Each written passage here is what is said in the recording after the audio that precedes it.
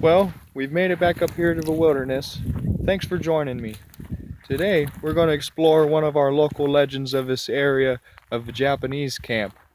You see, back during World War II, 2 months after the Japanese bombing of Pearl Harbor, the United States President Franklin D. Roosevelt signed Executive Order 9066, ordering all Japanese Americans to evacuate the West Coast. This resulted in the relocation of approximately 120,000 people, many of whom were American citizens, to one of 10 internment camps across the country. The relocation of Japanese Americans into internment camps during World War II was one of the most flagrant violations of civil liberties in American history. A group of Japanese managed to escape, and they made it back up here into the hills, where they built a cabin to live life free during the duration of World War II. So thanks for joining me, and we're headed up into the hills once again.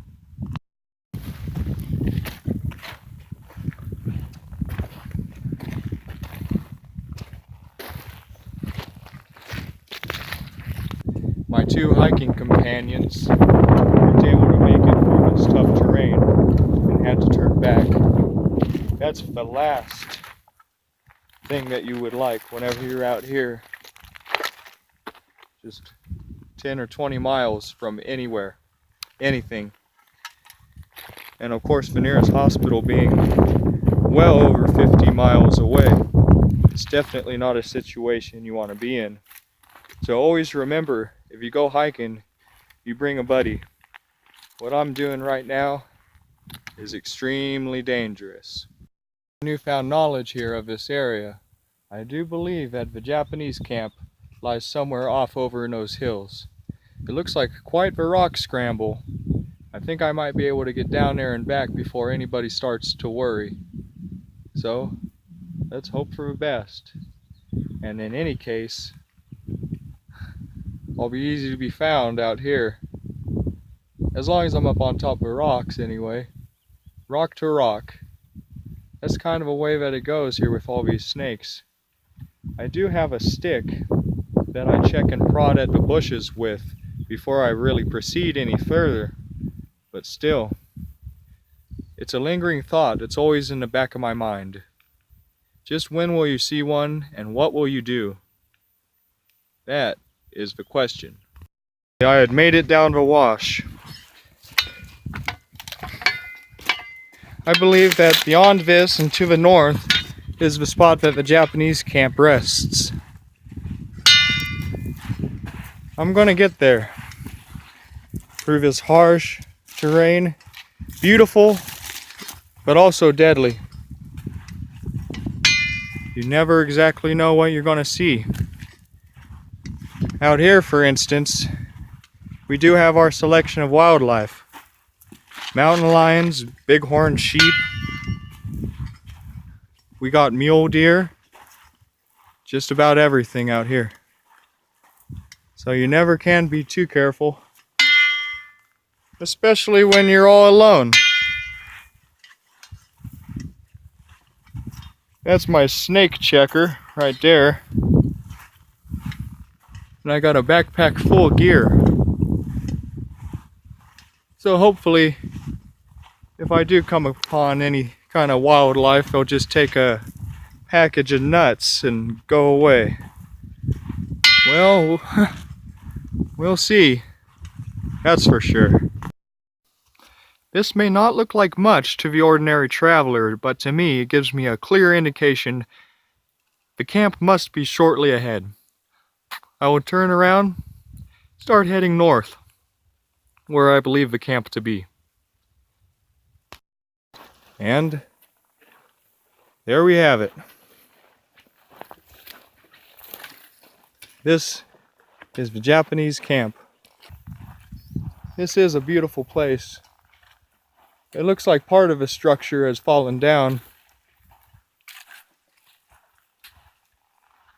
Still, the untamed wilderness that it resides in holds many secrets. It looks like it was very much bigger at one time. I'm happy to have found this place that a few families managed to find refuge in during those years of World War II. It's amazing how they're able to be up here, living off of whatever natural resources that they had available, hunting their food, and collecting their firewood. What a tough way to live their life, I'd imagine. The ceilings are only about 6 feet high, which isn't too bad, really. I find this a very comfortable little spot, indeed. Yes, and what do we have here? All kinds of goodies. Huh. Yes, truly amazing. It would appear that the walls on this cabin used to have the tar paper on them, just as this is right here. Very similar to the way that the Manzanar camp was constructed northeast of Bakersfield. This is a very interesting area. And it looks like we have another building up here.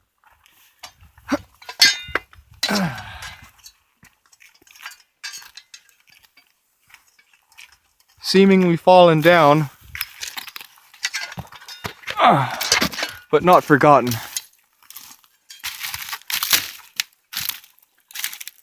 Oh, this might have been an outhouse of some sort, or other kind of shed. But isn't this beautiful? With a view of the desert right beneath me. That they were able to escape the harsh reality of our society at the time